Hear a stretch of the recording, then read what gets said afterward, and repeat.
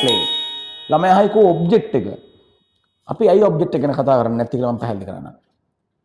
present tense එක නෙමෙයි ඕනම tense එකකෙම වාක්‍යයක් නිර්මාණය කරද්දි මේ ඒ කියන්නේ සබ් ඔබ්ජෙක්ට් එකක් තිබීම අත්‍යවශ්‍ය කරුණක්.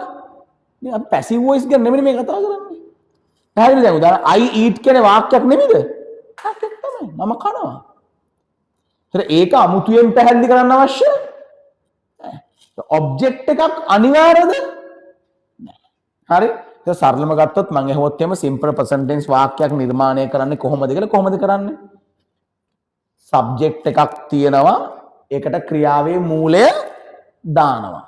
හැබැයි සබ්ජෙක්ට් එක ඒක වචන නම්, ඒ කියන්නේ සිංගියුලර් නම්, උදාහරණ he she it ගුණපාල වගේ ඒක වචන නම් අපි බේස් ෆෝම් එක දැම්මට අපි ක්‍රියාපදයට දානවා es ies වගේ තව දාන ඒවා තියෙනවා.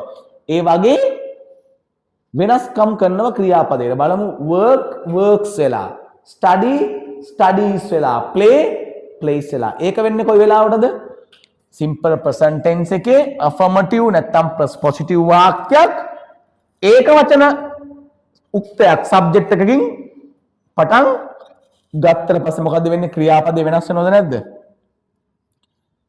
මේක අමුතු අමාරු දෙයක්ද මේ කියලා දෙන්න අනේ නෑ. I නම් eat, she නම් eats. ඔක තමයි කියන්නේ. ප්‍රශ්නයක් අහනවා.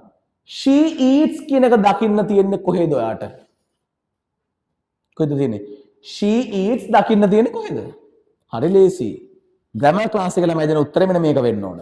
මම අහනවා she eats කොහෙද දකින්න තියෙන්නේ? උත්තර දෙන්න විදිය.